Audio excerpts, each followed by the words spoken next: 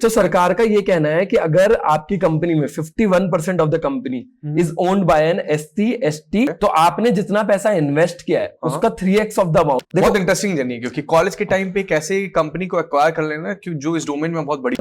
मुझे ना आज भी समझ नहीं आता मैंने वो कंपनी बेच कैसे दी। ये हमेशा मतलब एक एंटरप्रेन्योर हमेशा एक आइडिया और एक कंपनी से बड़ा होता है। Most premium crowd of the country is lingering on the street buying fruits and vegetables.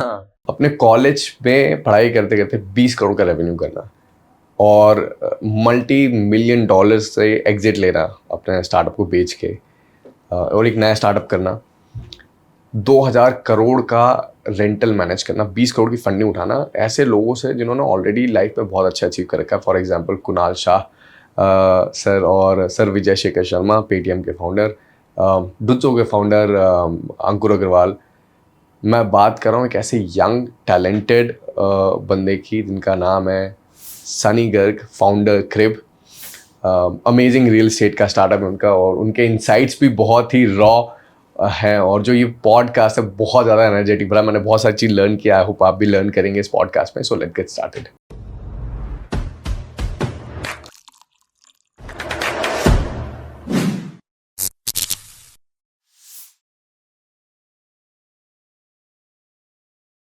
Hello everyone, welcome to the Honesty once again. Today we have an entrepreneur who's 2x entrepreneur जिन्होंने अपनी company बना के बेची है। We have Sunny with us. Thank you Sunny भाई, time निकाल के आने के लिए। सेकंड टाइम, एक बार शॉर्ट कट हो गया। नहीं, थैंक यू अनुभव भाई for having me here.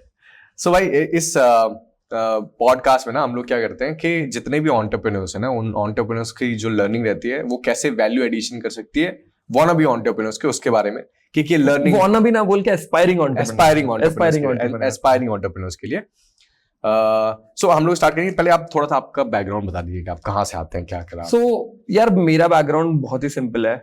I come from Delhi, a typical business family, and I never wanted to get into jobs और डू एन एमबीए। मेरे को हमेशा से बिजनेस ही करना था। And I got into Ramjas college, university of Delhi. 12th में थोड़ा पढ़ लिए थे तो गॉट 96%। 96% भाई, इसकी स्टोरी तो अलग बनती है।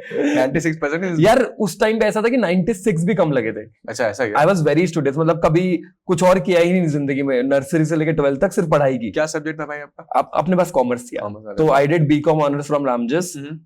कॉलेज में आके फिर जब पढ़ाई से ना थोड़ा मेरा विश्वास उठ गया। मैंने कहा यार 12th में इतनी मेहनत करी तब भी Shri Ram college of commerce नहीं हुआ, तो मैंने कहा अब कुछ अलग करेंगे जिंदगी में। तो I started participating in different societies और ये सब। एंड उसी टाइम पे आई रियलाइज्ड कि यार मुझे कुछ अपना करना है, एंटरप्रेन्योरशिप से रिलेटेड करना है। Then I started a company called Yourshell, जिसमें हम लोग प्रॉपर्टीज लीज पे लेते थे और स्टूडेंट्स को हॉस्टल्स और पीजीज बना के देते थे। जैसे कोई नथिंग एक्स्ट्रा ऑर्डिनरी, जैसे आपका बहुत सिंपल बिजनेस है but done very nicely and at scale. Execution game था हम लोगों का भी, बिल्कुल एग्जीक्यूशन गेम था। बहुत कस्टमर फोकस्ड हॉस्टल्स थे हमारे। ऐसा नहीं था कि मतलब मोस्टली हॉस्टल्स जो मार्केट में उस टाइम पे थे वो प्रॉफिट की तरफ थे।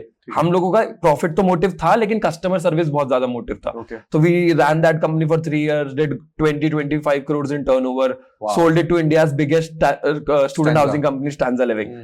उसके बाद देन कोविड हैपेंड। कॉलेज कैसे हेल्प किया इस चीज में? कॉलेज का कुछ रोल रहा या फ्रेंड्स का कोई रोल रहा? यार तो मैं बताता हूँ, हम लोगों ने जो कंपनी स्टार्ट करी ना, वी वर फ्रेंड्स ओनली। तो मतलब मेरी कंपनी में ऐसा कोई बाहर से पार्टनर लाया नहीं था, जो कॉलेज फ्रेंड्स थे उन्हीं लोगों ने मिलकर स्टार्ट करी थी। और कॉलेज का ये रोल था, during my college I started the entrepreneurship cell of my college. तो आसपास के कॉलेजेस में सब में ई सेल था। हम लोग नेटवर्किंग के लिए बड़ा हेल्प करता है, उससे लर्निंग में मिलती है। डेफिनेटली हम लोगों में ऐसा हुआ, जो बंदा मेरे कॉलेज की सोसाइटी में ऑपरेशंस देखता था वो बंदा बन गया सीईओ ऑफ द कंपनी। जो मार्केटिंग देखता था वो सीएमओ बन गया। I used to take care of sponsorships, business, sales, तो I became the CEO of the company who takes care of all of this. तो हम 4 दोस्तों ने मिलकर एंटरप्रेन्योरशिप सेल स्टार्ट किया था, वही चारों लोगों ने मिलकर कंपनी स्टार्ट की। तो college played a very important role in terms of giving me the co-founders of the company, giving me the idea. Because अगर मैं कॉलेज ना जाता तो मुझे कभी पता ही नहीं चलता कि पीजी एक प्रॉब्लम है इंडिया में। तो college has played a very big role in our journey.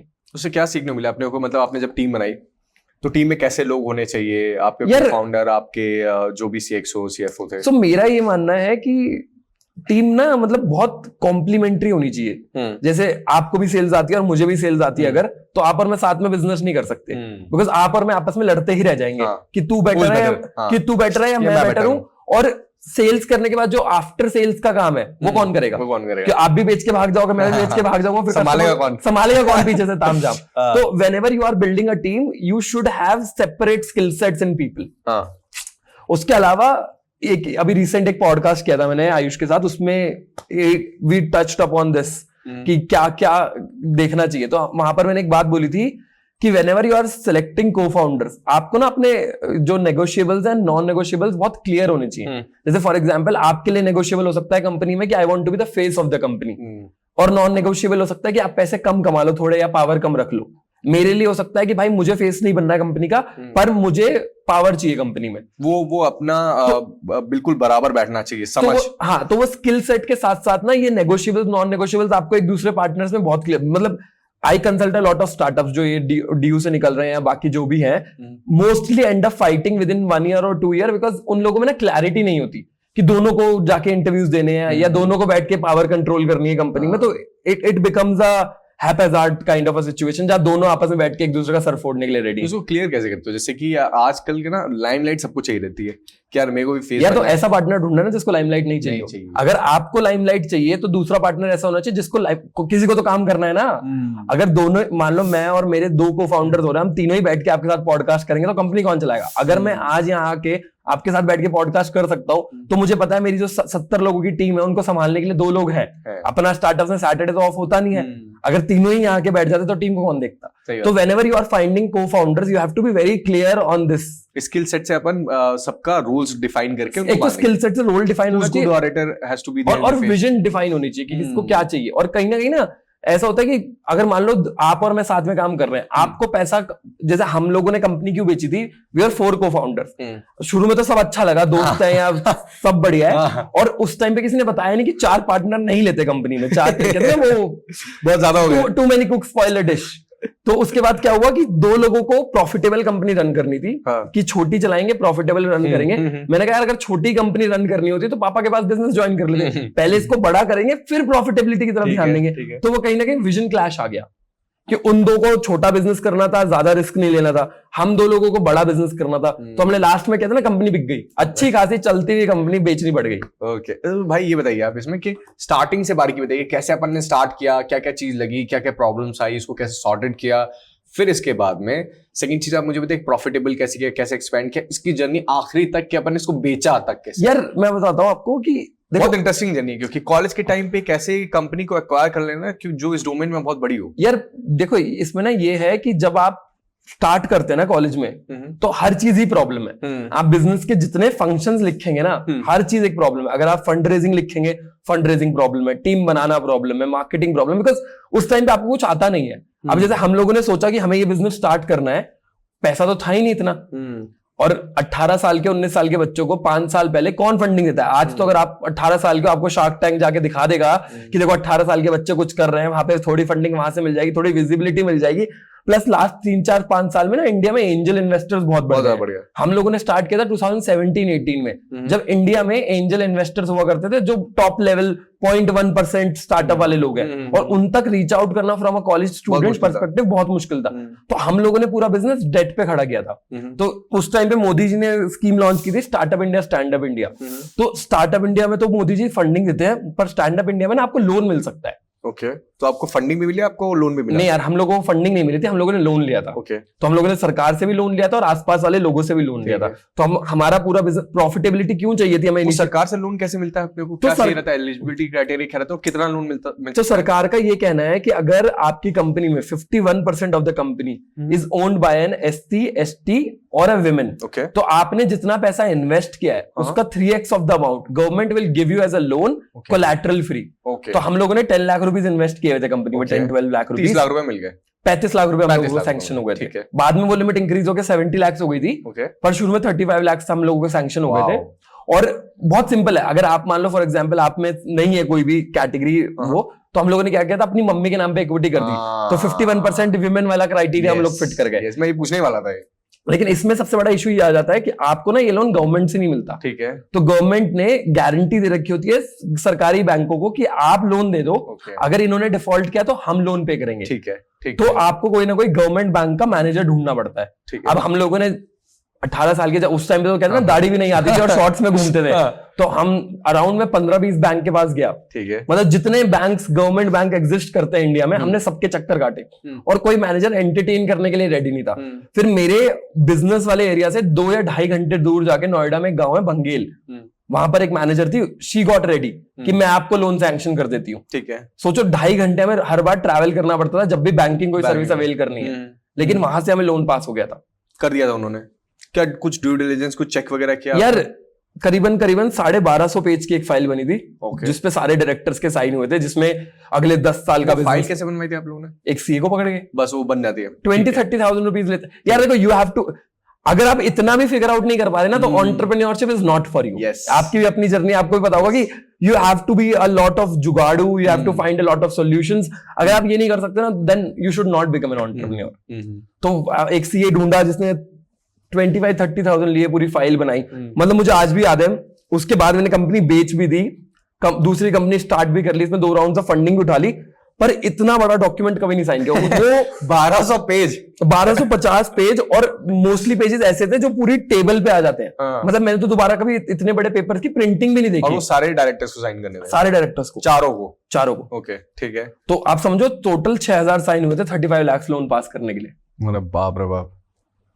ठीक है, उसके बाद अगला चैलेंज, अगर आप प्रॉपर्टी लेना चाहो, आज तो चलो हम लोगों को लोग जानते हैं, हम किसी से भी जाके प्रॉपर्टी लीज पे ले सकते हैं। उस टाइम पे यार, अगर मान लो एक बिल्डिंग है जिसको हमें लीज पे लेना है, उसका 5 लाख रुपए का रेंट है महीने का, तो साल का 60 लाख रुपए का रेंट हो गया। डिपॉजिट भी देना पड़ेगा? डिपॉजिट भी देना, चलो डिपॉजिट तो दे देंगे, लोन आ गया, लेकिन ओनर को ये गारंटी कैसे देंगे कि आपको हम 60 लाख रुपए पूरे साल में दे देंगे? दे पाएंगे? वो कैसे विश्वास करेगा बच्चों पे? सॉरी। तो वो बहुत मुश्किल था। जैसे कहते हैं ना, फंड रेजिंग हो भी गई, उसके बाद कस्टमर और सप्लायर दोनों को समझाना बहुत मुश्किल है कि हाउ विल यू डू। और जो लोन अपने को पास है, उसका पैसा एक बार में अपने अकाउंट में आ गया था कि धीरे धीरे इंस्टॉलमेंट्स में? यार वो कैश क्रेडिट लिमिट थी, तो बैंक ने हमें 35 लाख रुपीस कैश दे दी। तो ठीक है, फिर अपन ने क्या किया कि अपन गए लीज पे लेने के लिए प्रॉपर्टी गए। फिर कहते हैं ना, बहुत धक्के खाए 1-2 महीने कि कोई तो प्रॉपर्टी दे दो। छोटे छोटे फ्लैट से शुरू किया, फिर जब छोटे छोटे फ्लैट्स का रेंट टाइम पे जाने लगा, फिर बड़े ओनर्स को कन्विंस किया कि हमें दे दो। बहुत लोग नहीं माने। फिर उस मार्केट के ना एक बहुत बड़े आदमी थे, जिनका एक बहुत बड़ा कुर्ता बिजनेस है, जितने भी बड़े नेता एमपी एमएलए हैं वो वहीं से कुर्ते बनवाते हैं। तो हम उनके पास जाके बैठे, तो उन्होंने बोला, बेटा तुम्हारी स्टोरी ना हम मेरे जैसी है, मैंने भी 18 साल की उम्र में शुरू किया था, मैं तुम्हें अपनी प्रॉपर्टी दे देता हूँ। जब उन्होंने हमें अपनी प्रॉपर्टी दे दी, तो बाकी जितने भी लोग थे ना, जब हमने उन्हें जाके बताया कि उन्होंने हमें अपनी प्रॉपर्टी दे दी, तो थोड़ा ट्रस्ट बढ़ने लगा। तो इससे कहते हैं ना, ये सीख सकते हैं कि whenever you are facing a problem with vendor suppliers, you find out the best supplier in the market, convince them. उसके बाद बाकी लोगों को कन्विंस करना बहुत आसान हो जाता है। तो अपना जो बिजनेस मॉडल है भाई, क्या था कि अपन एक जैसे फॉर एग्जांपल इस प्रॉपर्टी का लेते हैं। अगर मान लो इस प्रॉपर्टी में 5 रूम है, हम लोगों ने 10,000 रुपीज रूम के हिसाब से प्रॉपर्टी लीज पे ले ली, तो हमें 50,000 रुपए महीने का रेंट देना है। अब इसमें थोड़ा सोफा लगा दिया, थोड़ा बेड लगा दिया, एक कुक रख दिया जो खाना बना के दे रहा है, और हमने 5,000 रुपीज वाले बेड को 15,000 रुपीज का देने लग गए, जिसमें आपको खाना पीना वाईफाई लॉन्ड्री सब कुछ इंक्लूडेड मिलेगा। छोटी छोटी एमिनिटीज को दिखा के अपन ने प्रीमियम चार्ज कर लिया। छोटी छोटी एमिनिटीज को दिखा के प्रीमियम चार्ज करने से ज्यादा ये है कि वन स्टॉप सोल्यूशन हो गया। वन स्टॉप से आप अगर फ्लैट में रहोगे, आपको ग्रोसरी लानी है, आपको कुक रखना है, आपको मेड रखना है, लेकिन जब बच्चे डीयू में पढ़ने आते हैं ना, उन्हें ये सब नहीं करना। जैसे आप इंदौर से अगर आप डीयू आते पढ़ने, तो आप उस टाइम पे पढ़ाई पे फोकस करना। तो हमारी जो थ्योरम भी थी बिहाइंड दिस इंडस्ट्री, वो यही थी that the most premium crowd of the country is lingering on the street buying fruits and vegetables. कहते हैं ना, मम्मी पापा ने आपको इंदौर से दिल्ली पढ़ने भेजा है ताकि आप आईएएस बनो, बिजनेसमैन बनो, सीए बनो, ये खरीद रहे हो। हाँ, आपको कहते हैं ना 2 किलो आलू कितने के आते हैं ये पता करने नहीं भेजा। ठीक है साधना भाई, फिर उसके बाद में क्या हुआ? जब अपन ने धीरे धीरे अपने को एक बहुत अच्छा मिल गया बंदा जो अपने ऊपर ट्रस्ट किया, फिर अपन ने दूसरों को पिच किया, उन्हीं का नाम बता के अपने को मिल गया। फिर उसके बाद में ऐसे ही करते करते धीरे धीरे करते बड़े, कहते हैं ना, one property buy two. Customer acquisition कैसे किया अपन ने? See customer acquisition was not very difficult, because देखो हम लोग खुद ही कॉलेज में थे, कॉलेज में लोगों को जानते थे, उनके दोस्त थे, उनके कजिन्स थे, उनके अपने जूनियर्स थे। देखो जब बच्चा पेरेंट के साथ आता है लेने, तो उन्हें समझाना थोड़ा मुश्किल था, बट उस टाइम पे हम लोगों ने ये रियलाइज किया कि जो हमारी उम्र के बच्चों के पेरेंट्स थे ना, वो बहुत सपोर्टिव थे कि चलो यार हमारा बच्चा भी कुछ अच्छा करेगा फ्यूचर में, तो हम इन बच्चों को सपोर्ट कर देते हैं। तो हम लोगों ने भी लोगों को ये बोला, देखो आप हमारे से लोग, अगर आपको नहीं अच्छा लगा तो आप खाली कर देना, आप दूसरा घर ले लेना। रिफंड का कुछ ऑप्शन रखा था क्या अपन ने? 100% रिफंड। ठीक है। तो इस चक्कर में within the first year we were 100% occupied. Okay, जब फर्स्ट हमने- ईयर में ही फर्स्ट ईयर में जब हमने कंपनी बेची थी तो we were running 600 beds 20 properties 600 beds, 600 beds तो और कितने परसेंट ऑक्यूपेंसी थी? 98%। My मार्केट का God. एवरेज स्टैंडर्ड है 75 to 80% ऑक्यूपेंसी का। एग्जैक्टली हम लोगों की 98% थी और वो भी 2% रूम्स वो खाली थे, जो कहते हैं ना किचन देख के मैंने रूम बना दिया लालच में आके कि ये किचन है इसको तोड़ के रूम बना देते। जब क्योंकि जैसे आप शुरू करते हो एक मोटे से, लेकिन जैसे जैसे आपका बिजनेस बढ़ता रहता है वो कहीं ना कहीं थोड़ा थोड़ा लालच आता है, यार इसको भी सिंगल रूम बना सकते, तो ऐसे रूम्स वेकेंट थे। Otherwise we are 100% occupant. ठीक है, फिर उसके बाद में अपने वो साल भर हो गया अपना, अपने कितने साल तक कंपनी? 2.5 साल चले। उसमें फिर अपने टीम और बढ़ाई और टीम लगा, ऑफिस लगा यार कैपिटल ऑफिस हमने डे 1 से लिया था। देखो हम मेरा ये मानना है कि अगर आप यंग एज में स्टार्ट कर रहे हैं और इस तरह का बिजनेस स्टार्ट कर रहे हैं, real estate is all about शोशाबाजी। मतलब अगर आप रियल एस्टेट में आप अगर मान लो फॉर एग्जांपल सॉफ्टवेयर बिजनेस कर रहे हो तो आपको शोबाजी की जरूरत नहीं है, लेकिन आप बोल रहे हो मैं प्रॉपर्टी लीज पे लूंगा दूंगा, और ये when you come to real estate demonstration तो करना पड़ेगा। ये जाति अलग है बिल्कुल। यहाँ पर बिना दिखावे के नहीं चलता।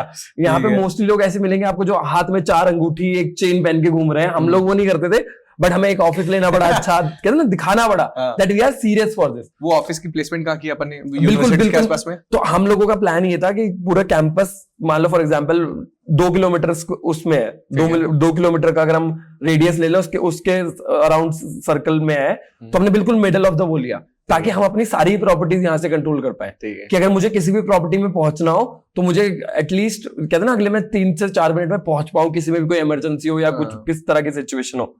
और एक टाइम पे तो ऐसा हो गया था अगर आप कैंपस में कहीं पर भी पत्थर मारोगे तो 15 से 20 कदम पे आपको हमारी प्रॉपर्टी मिल जाएगी, जो भी कैंपस का रेजिडेंशियल एरिया था। अमेजिंग। तो मतलब हर गली में एक प्रॉपर्टी थी, हर दूसरी गली में एक प्रॉपर्टी थी, बहुत सारी गलियां ऐसी थी जहां पे हमारी एक इस कॉर्नर में प्रॉपर्टी, एक इस कॉर्नर में प्रॉपर्टी। आपने होर्डिंग लगा रखे थे बड़े बड़े? ये देखो कुछ अभी ये ना थोड़ा वो वाला केस है कि कुछ प्रॉपर्टीज कमर्शियल थी, वहां पे तुम होर्डिंग लगा सकते हो, कुछ प्रॉपर्टीज रेजिडेंशियल थी वहां पे नहीं लगा सकते। तो जो जैसे जो कमर्शियल प्रॉपर्टीज वहां तो बड़ा बड़ा यॉर्शल लगाया हुआ था। टेक का यूज किया था कुछ आपने?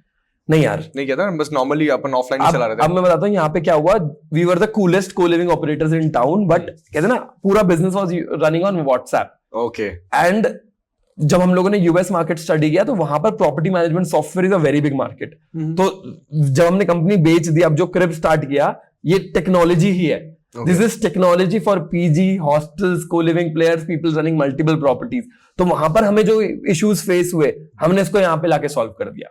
तो अब जैसे उस टाइम पे करंटली उस टाइम में हमारे 600 बेड्स थे। करंटली क्रिब का software is being used by 1.5 lakh beds. तो समझो 600 से हम लोग 1.5 लाख बेड्स पे आ गए। अब सारा पूरा बिजनेस उनका हमारे सॉफ्टवेयर पे रन होता है। ओके, अमेजिंग भाई। फिर उसके बाद में क्या हुआ जब अपन ने बेड्स ऑक्यूपाई कर लिए? 1 साल हो गया, अपना ऑफिस था, लोग आ रहे थे अपने पास में। जब 1 साल हो गया तो उसके बाद अब कहते हैं ना शांति तो होती है, अब बिजनेस बढ़ाएंगे। चुल रहता है तो 150 से अगले साल हमने 450 बेड्स किए। ठीक है। और लोगों से लोन लिया, जिसको जानते थे उससे लोन ले लिया। अगर मैं आपको उस टाइम जानता था तो मैं आपसे भी लोन लेता। ठीक है। कि जैसे आपका भी होगा ना बिजनेस की, कोई दिखे चले यार तू फ्रेंचाइजी खोल ले, कि इस एरिया में मेरी फ्रेंचाइजी नहीं है, तू पैसे लगा के तू फ्रेंचाइजी खोल ले, हम तेरे को सेटअप करा देंगे। तो हम लोग हर किसी से लोन ले लेते थे, चाहे वो हमारा खुद का प्रॉपर्टी ओनर हो। इंटरेस्ट पे लेते थे कि प्रॉफिट शेयरिंग? इंटरेस्ट पे। प्रॉफिट शेयरिंग नहीं करी कभी। ऑलरेडी 4 पार्टनर थे यार, और प्रॉफिट शेयरिंग करेंगे तो कहाँ जाएंगे। तो ये लगाओ कि हमारे जो बच्चे रहते थे हमारे यहाँ, उनके पेरेंट्स से 1.25 करोड़ रुपए लोन था हमारे पास। 1.25 करोड़ का loan, apart from security deposit और रेंट। कितने लोग रहे होंगे?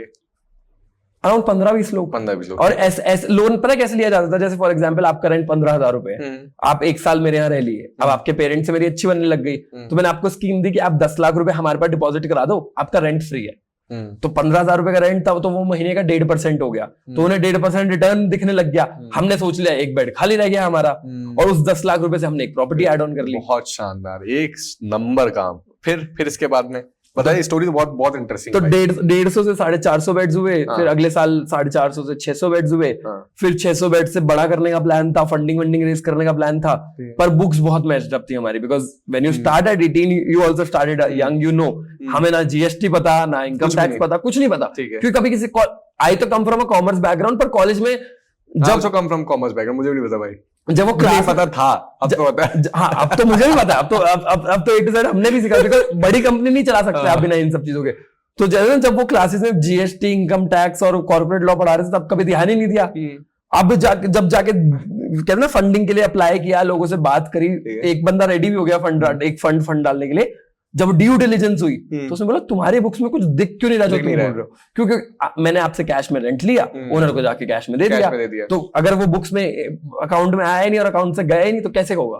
One of the reasons company sell करने का वाज दिस आल्सो, कि स्टैंजा ने बोला कि मुझे तुम्हारी बुक्स नहीं चाहिए, मुझे तुम अपनी बिल्डिंग्स और टेनेंट्स ट्रांसफर कर दो, बुक्स तुम अपनी क्लोज कर दो। ठीक है, तो अपने पास स्टैंजा कैसे आया, अपन कैसे अपन ने रीच आउट किया कि उन्होंने यार reach तो out किया? हम लोगों को और स्टैंजा के बीच में ना, तो Stanza also started in the same year when we started. Okay.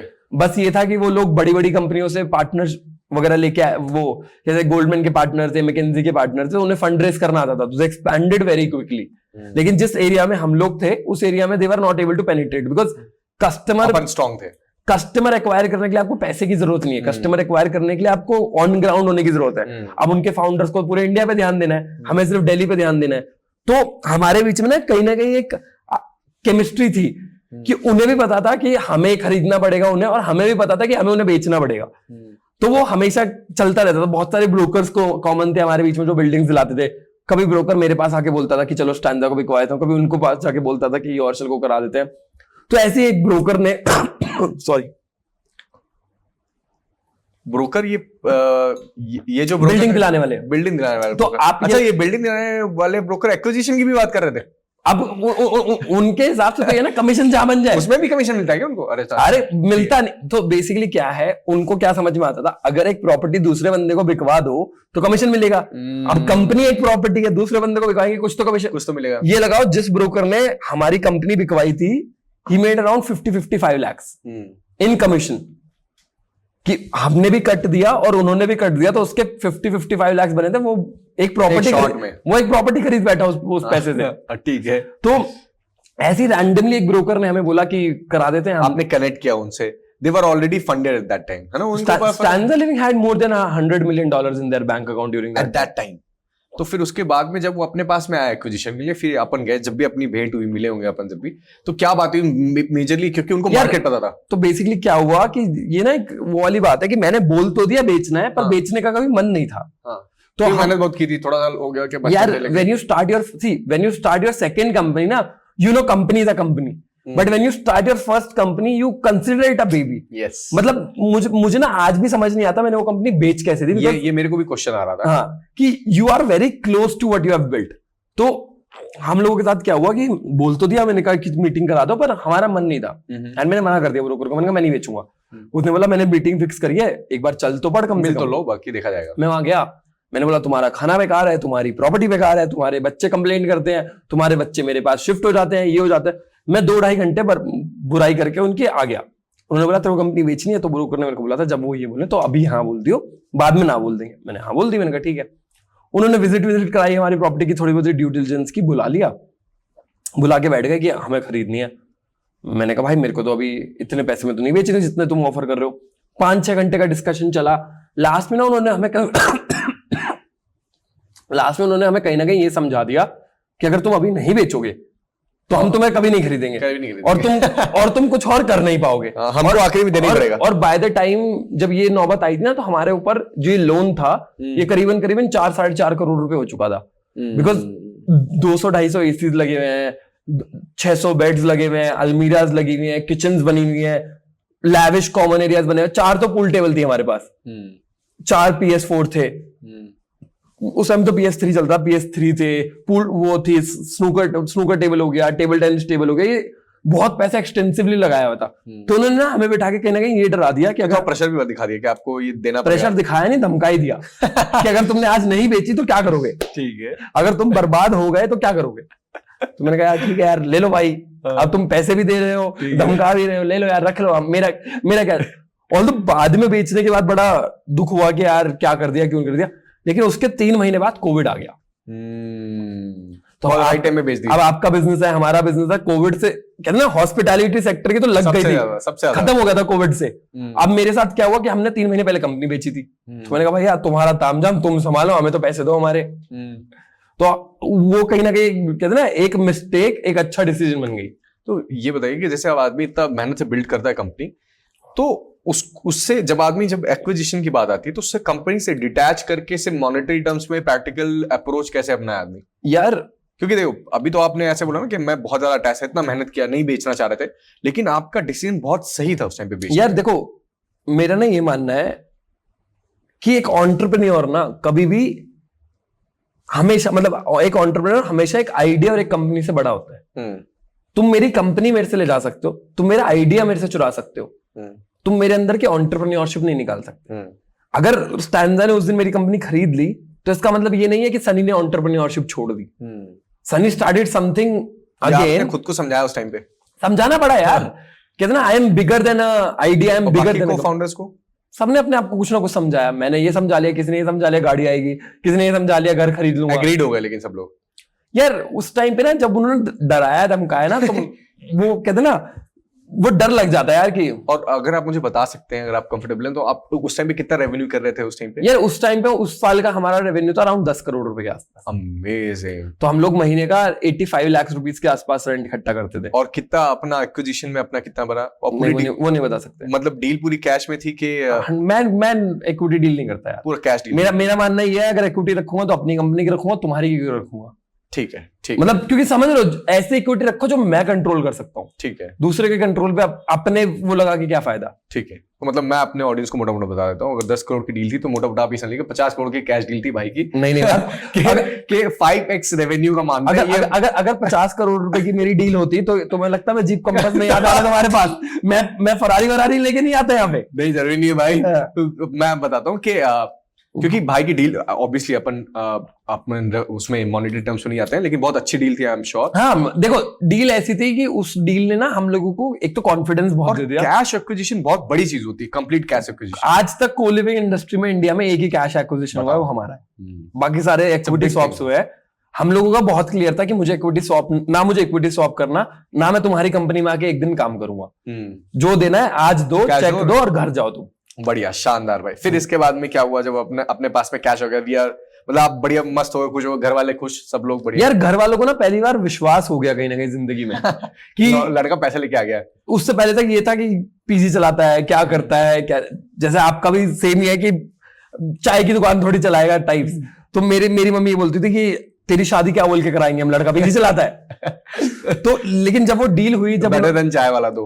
नहीं यार चाय देखो, चाय तो फिर भी मोदी जी भी करके आए चाय का काम। पीजी तो इंडिया में सिर्फ गुंडे लोग चलाते हैं। अच्छा ऐसा भी रहता है क्या? पीजी इंडस्ट्री ऐसी है, या तो वो लोग चलाते हैं जिनकी खुद की बिल्डिंग है। रियल एस्टेट थोड़ा सा उस टाइप का पंगा रहता है यार। व्हेन आई वाज 19 मेरे टेबल पे लाके लोग गन्स रख देते थे यार, इस तरह की इंडस्ट्री है। तो मतलब गन्स तो मैंने 19-20 की एज में नॉर्मली देखी है, क्योंकि when you sit out of real estate वहां पे सिर्फ गुंडागर्दी हो रही है। तो वो है कहीं ना कहीं। और यार घर वालों को जब विश्वास हो गया ना कि कुछ कर सकते हो तुमने पैसे कमा लिए एक बार। पहले तो पापा ने पूछा तूने बैंक वैंक लूट लिया क्या? ये कोई तुझे इतने पैसे एक ऐसी कंपनी के क्यों दे रहा है? पहले तो लोगों को लगता था प्रॉपर्टी मेरी थी तो प्रॉपर्टी बिक गई। मैंने कहा प्रॉपर्टी तो मेरी थी नहीं, मेरे पास तो लीज थी सिर्फ। तो हम लोगों ने बेसिकली 20 प्रॉपर्टी के लीज एग्रीमेंट बेचे थे। ठीक है। कि आपसे लीज पे ले रखा है, वो एग्रीमेंट बेच दिया आगे। तो कहीं ना कहीं उसके बाद ये था कि घर वालों को ये हो गया कि चलो तुमको जो करना है तो वो कर ले, लेकिन इंडिपेंडेंट। लेकिन आज भी ये जरूर कहते हैं कि एमबी कर ले, एकेडमिक्स में जा। अभी अच्छा आज भी कहते हैं। ठीक है भाई। फिर उसके बाद क्या हुआ? अपन ने सेकंड स्टार्टअप, मतलब एक चीज तो मुझे समझ में, दिल्ली का एक लड़का दिल्ली इसमें जहां पे इतनी सारी अपॉर्चुनिटी है वहां छोड़ के बैंगलोर आ गया। यार बोर हो गया यार मैं दिल्ली में। तो मतलब 25 years of my life I spent in Delhi and ना कहीं Delhi became a very comfort zone। तो आप जिस एरिया में बैठते हो, मतलब फॉर एग्जाम्पल अगर हम नॉर्थ दिल्ली में थे ना, तो वहां पर ना एक लेवल के, मेरा ये मानना है एक धरती ना आपको एक लिमिटेड पैसे कमा के दे सकती है। उसके बाद ना आपको धरती बदलनी पड़ती है। उस धरती को जितना हम चूज सकते थे ना हमने चूज लिया। अब हमें कुछ बड़ा करना था तो कहते ना कुछ बड़ा प्लेग्राउंड चाहिए था अपने लिए। तो और बैंगलोर इंडिया की सबसे बड़ी को लिविंग और रेंटल मार्केट है। Yes. बैंगलोर में पीजी के 25 लाख बेड्स हैं। तो अगर क्रिब से मैं बैंगलोर टेक ओवर कर लूं ना तो I can become a unicorn. Entrepreneurs के लिए भी ये तीर्थ स्थल ही है, सारे एंटरप्रेन्योर्स सारे स्टार्टअप यार देखो अगर आप रियल एस्टेट कंपनी चलाना चाहते हो तो आप गुड़गांव में बैठ के चलाओ। आप हॉस्पिटैलिटी कंपनी चलाना चाहते हो तो आप कहीं पे भी बैठ के चला सकते हो। टेक चलाना तो बैंगलोर। कहते ना अगर भगवान की पूजा करनी है तो मंदिर में बैठ के करो ना, घर में बैठ के फायदा क्या है? इसलिए बैंगलोर आ गए। फिर उसके बाद क्या हुआ भाई? बैंगलोर स्विच हुआ आप, उसने आपके बाद सेकंड स्टार्टअप के बारे में भी आप बता दें। यार सेकंड स्टार्टअप ना देखो पिछली बार हम लोगों ने बहुत डेट से बिल्ड किया। जैसे आप क्या होंगे कुक्स हो गया, मेड हो गए, गार्ड्स हो गए, वार्डन्स हो गए, ये सब थे। अब जो कहते हैं ना वहां पे 150 लोग से अब क्रिब में 70 लोग हैं, लेकिन ऐसे ऐसे लोग हैं जो इतनी सैलरी लेते हैं कि मुझे भी डर लग जाता है। और भाई बहुत डिफरेंट जॉनर हो गया ना, पहले एकदम ऑफलाइन व्यापार में थे, ऑफलाइन पूरा ऑनलाइन हो गया ये। नहीं देखो हम लोग इसको चलाते ऑफलाइन की तरह ही है, बिकॉज हमारा जो टारगेट सेगमेंट है ना वो वही रियल एस्टेट वाले लोग हैं। तो आप उनको बोलोगे मैं वीडियो कॉल पे आपको प्रोडक्ट दिखाऊंगा, कहीं घर बैठ जाए अपने। तो हमारे पास जैसे आप अगर इंदौर की बात करो, मेरे पास इंदौर में सेल्स वाले हैं, लखनऊ में सेल्स वाले हैं, हैदराबाद में है, चेन्नई में है, बैंगलोर में है, दिल्ली में। तो हमारे सेल्स हर जगह है, टेक रिमोट है। तो जैसे 70 में से 20 लोग टेक के हैं, वो कहीं पे भी हो सकते हैं, अपने घर से काम करते हैं। ये कंपनी काम क्या करती है, मुझे एक बार ये थोड़ा सा एलैबोरेट। यार ये कंपनी काम क्या करती है, जैसे फॉर एग्जांपल आपके 100 टेनेंट्स रहते हैं एक बिल्डिंग में, आपको हर महीने की 1 तारीख को सबको रेंट याद दिलाना है कि भैया तुमने रेंट दिया है नहीं दिया। 1 तारीख को 20 लोगों ने रेंट दे दिया, बचे हुए 80 लोगों का रेंट कब आएगा, उनको याद दिलाना है। अब आपको अगर आपके अकाउंट में 20 लोगों का पैसा आ गया, आपको पता ही नहीं ना 20 लोगों का किसका पैसा आ गया, क्योंकि बच्चे बहुत बार स्क्रीनशॉट भेजते नहीं है फोन पे पेटीएम का। अब किन 80 लोगों को याद दिलाओगे, जिसने भेज दिया उसको फिर याद दिलाओगे। बच्चों को अलग अलग पेमेंट मॉड्यूल्स देने हैं कि आपको डेबिट कार्ड से पेमेंट करनी है, क्रेडिट कार्ड से पेमेंट करनी है, पेटीएम वॉलेट से पेमेंट करनी है, आप समझ रहे हो। तो हम लोगों ने 2 मोबाइल एप्स बनाई हुई हैं, एक ओनर साइड पे, एक लैंडलॉर्ड वो एक टेनेंट साइड पे, जिससे आप पेमेंट भेज सकते हो, रिमाइंडर भेज सकते हो, रेंटल रिसीट ऑटोमेटिकली बन जाती है, आपका कौन सा बेड खाली है, आपके केवाईसी हो जाती है टेनेंट की, ऑटोमेटिक एग्रीमेंट क्रिएशन हो जाती है। तो जितना भी रेंटल रियल एस्टेट से रिलेटेड ट्रांजैक्शन एंड कम्युनिकेशन है ना, वो हम पूरा डिजिटलाइज कर देते हैं। तो based on our 3 years of insights of running this business, हम लोगों ने वो पूरे इनसाइट्स को लाके एक ऐप में डाल दिया। अगर आज आप मान लो जैसे आपका फॉर एग्जांपल फ्रेंचाइजी है, तो आपको पता है कि एक चाय की दुकान चलाने के लिए क्या चाहिए, आपने वो फ्रेंचाइजी मैनुअल बना के दे दी।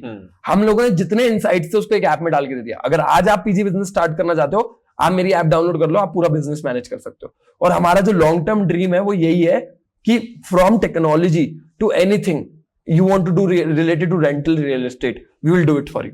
So आपने इसके लिए एक टीम आउटसोर्स कर दी कि काम भाई आप ऐप बना के हमको दे दो? नहीं सर, फिर पूरी टीम इन हाउस है। ओके, तो स्टार्टिंग में इसमें आपने फंडिंग उठाई? हाँ, इस बार हम लोगों ने क्या किया, इस बार हमने कहा हम सेकंड टाइम फाउंडर्स हैं, फायदा उठाएंगे, ये होने का। अब हमारे पास टैग है, अब हमने कंपनी बना के बेची है, कंपनी बना के बेची है। और यार एक बार ना बूटस्ट्रैप प्रॉफिटेबल बिजनेस कर लिया, अब फंडिंग वाला करके देखते हैं, ताकि जब लास्ट कहते हैं ना तीसरा बिजनेस करेंगे तो पता हो कौन सा करना है कौन सा नहीं करना है। ठीक है। तो इस बार हमने डे 1 पे फंडिंग रेस की, फिर बिल्ड किया, फिर अभी दूसरा राउंड रेस किया जिसमें इंडिया के बेस्ट ऑफ द फाउंडर्स ने इन्वेस्ट किया है।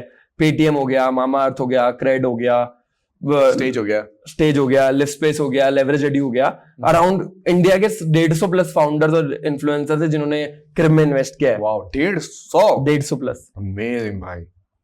तो उनसे अब जब अपन ऐसे लोगों से जुड़ते हैं, जब आप ऐसे इन्वेस्टर्स को लेके आते हैं अपने पास में, जिनने ऑलरेडी मार्केट में बहुत कुछ उखाड़ रखा है और काफी अच्छी नेटवर्किंग उनकी, तो हम उनसे क्या क्या सीख कर सकते हैं? एक तो मेंटरशिप के बारे में और नेटवर्किंग के बारे में क्या हेल्प करते हैं अपने लिए? यार देखो, मैं एक बात बताता हूँ, आपको कंपनी ना खुद ही बिल्ड करनी है, कोई आके आपको सिखाएगा नहीं कंपनी कैसे बिल्ड होती है। एग्रीड। और ना आप किसी इंसान को बार बार परेशान कर सकते हैं।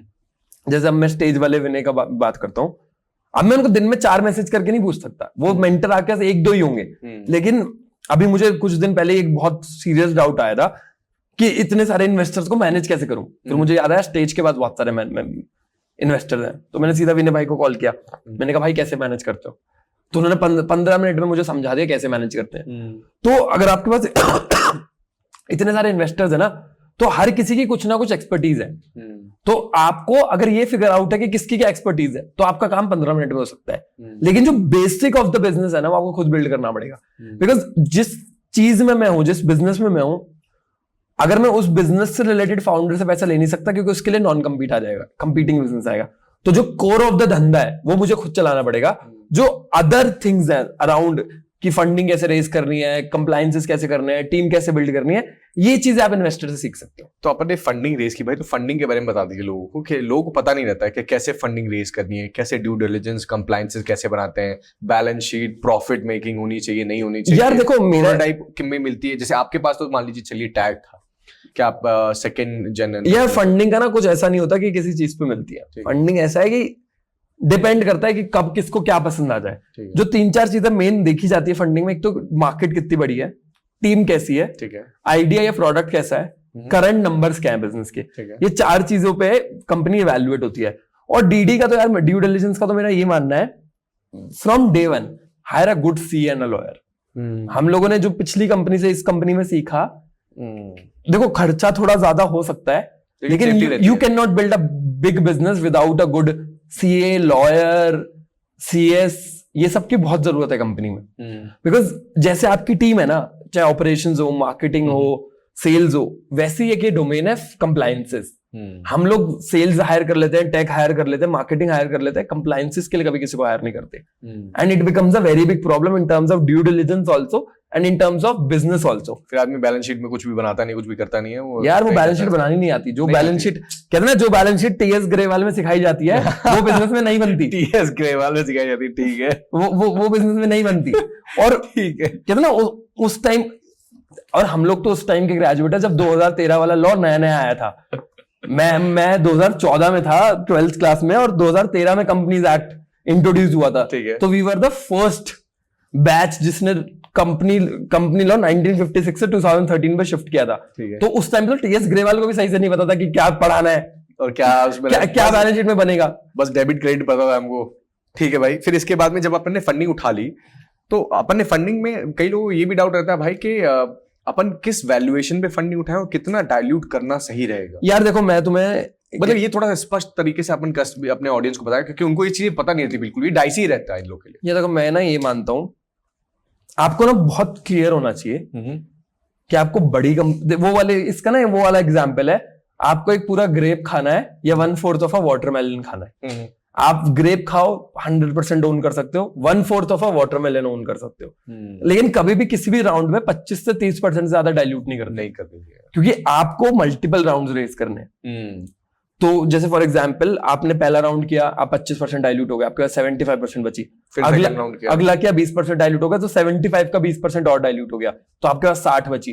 फिर अगला किया 30% और डाइल्यूट हो गए, तो आपके पास 42 बची। फिर अगला किया, फिर 30% और डाइल्यूट हो गए, आपके पास 30% बची। तो ऐसे करते ना आपके पास कम होती चली जाएगी। ऑल्दो इंडिया की बिगेस्ट ऑफ द कंपनीज जो है, फॉर एग्जांपल फ्लिपकार्ट, जब सचिन बंसल ने बेची तो उसके पास 5% इक्विटी थी, बट उस 5% इक्विटी ने भी $1 बिलियन का रिटर्न दिया था उन्हें। ओके, समझ लो। अब मैं अगर योरसेल 100% भी ओन करता था तो वो $1 बिलियन के सामने कुछ नहीं था जब वो 5% ओन करते हो। तो it depends totally on you कि किस तरह की कंपनी। इन्वेस्टर को कैसे रीच आउट करते हैं भाई? यार, इन्वेस्टर को कैसे रीच आउट करना है? अपन ने कुछ पिच डेक बनाया होगा ना कि देखो, एक पिच डेक बनता है, वो अपन सीए से बनवा ले या फिर नहीं, खुद बनाना पड़ता है। ठीक है, पिच डेक ऐसी चीज है जो कभी भी सीए से नहीं बनवाते, क्योंकि पिच डेक में नंबर्स यार देखो, नंबर्स भी होते हैं। देखो, मैं आपको एक बात बताता हूँ, सीए का काम ना ड्यू डिलिजेंस से शुरू होता है। जो उससे पहले का पूरा इन्वेस्टर वो है ना, आपको in the early first 2-3 rounds आपको खुद करना पड़ेगा। ठीक है, अगर आप किसी सीए से बनवा के नंबर्स प्रेजेंट करोगे ना, किसी इन्वेस्टर को देख के समझ जाएगा कि असली नहीं है। तो you should have a very good clarity in terms of where you want to take the business, what do you want to do with this business, what you have already done with the business, and currently क्या चल रहा है। ठीक है, तो अपन investor तक कैसे पहुंचेंगे? इन्वेस्टर तक एक बार पहुंच के अपने पास यार, आजकल तो बहुत इजीली पहुंच जाते हैं यार इन्वेस्टर तक। तो यार अभी बैंगलोर में टेक्स पार्क्स हो रहा है, योर स्टोरी का, वहां इंडिया का हर बड़ा फाउंडर आ रहा है। पहुंच जाओ, 3000 रुपए की टिकट, पहुंच जाओ किसी के पास भी, पिच कर दो, ट्विटर पे पहुंच जाओ, लिंक्डइन पे पहुंच जाओ, व्हाट्सएप नंबर निकाल लो किसी का भी। तो there are different ways of reaching out to investors. अगर आप ये बोल रहे हो मैं इन्वेस्टर तक रीच आउट नहीं कर पा रहा, तो आप आलसी हो। बहुत तरह के लोग हैं जो आपकी मदद करने के लिए रेडी हैं। मतलब मैंने तो यार इस इकोसिस्टम में ये देखा है कि every founder is very helpful if you ask the right question. हाँ, अगर आप मान लो फॉर एग्जांपल अनुभव को मैसेज करोगे, हाय अनुभव, हाउ आर यू, अनुभव विल नॉट रिप्लाई। लेकिन अगर आप अनुभव को फोन करके बोलोगे, यार मैं ना चाय पत्ती की कंपनी खोल रहा हूँ और मैं यहाँ फैक्ट्री लगा रहा हूँ, लेकिन मुझे ये समझ नहीं आ रहा चाय कहाँ से लाऊं, आसाम से लाऊं या गुवाहाटी से लाऊं, तो अनुभव माइट रिप्लाई टू यू। आप समझ रहे हो? तो people don't ask the right questions to right people. Yes, ठीक है भाई। फिर इसके बाद में अपन ने जब ये चालू कर दिया, अभी आपका वर्क लाइफ बैलेंस कैसे चल रहा है? यार देखो, मैंने ना एक चीज सीखी। In my last company, we used to work 7 days, 24 hours. इससे हेल्थ बहुत खराब हो जाती है। बहुत इंपॉर्टेंट पॉइंट है। India's hustle culture is very overrated. यार फॉर एग्जाम्पल, अगर आपको 100 करोड़ कंपनी बिल्ड करनी है और आप कह रहे हो मेरे को 4 साल लगेंगे कंपनी बिल्ड करने में, अगर मैं 24 घंटे 7 दिन दूंगा, 24 घंटे सातों दिन में एक आदमी 12 घंटे से ज्यादा काम नहीं कर सकता। उसके बाद जो बैठा है वो टाइम वेस्ट कर रहा है। समझ लो, स्मार्ट वर्क पे ज्यादा ध्यान दें। 10 से 12 घंटे, मैं तो ये मानता हूँ 2 घंटे स्मार्ट वर्क होता है, बाकी नॉर्मल वर्क होता है 10 घंटे तक। उसके बाद सिर्फ टाइम वेस्ट होता है। तो डिसेंट्रलाइज कर दो अपना काम, और एक तो डिसेंट्रलाइज कर दो। उसके बाद अगर आप सातों दिन काम करो ना, तो आप मान लो 4 साल में 100 करोड़ की कंपनी बिल्ड कर रहे हो। अगर आप 7 की जगह 6 दिन काम करोगे तो आप 4 की जगह 5 साल ले लोगे यार। अगर आप 25 साल के हो और आप 65 साल जीना चाहते हो तो 40 साल है ना, 1 साल ज्यादा लग जाएगा तो क्या फायदा, क्या मतलब क्या दिक्कत है। लेकिन अगर आप अपने आप को ओवरबर्डन कर लोगे, आप अपने आप को बर्न आउट कर लोगे, तो जो 65 है ना वो 55 रह जाएंगे। तो मैंने कहते ना, after suffering from a lot of different things in life, ये कहीं ना कहीं सीखा कि work life balance is very necessary. Very good learning भाई। मतलब कम से कम काम तो मत करो, लेकिन ज्यादा से ज्यादा मत करो।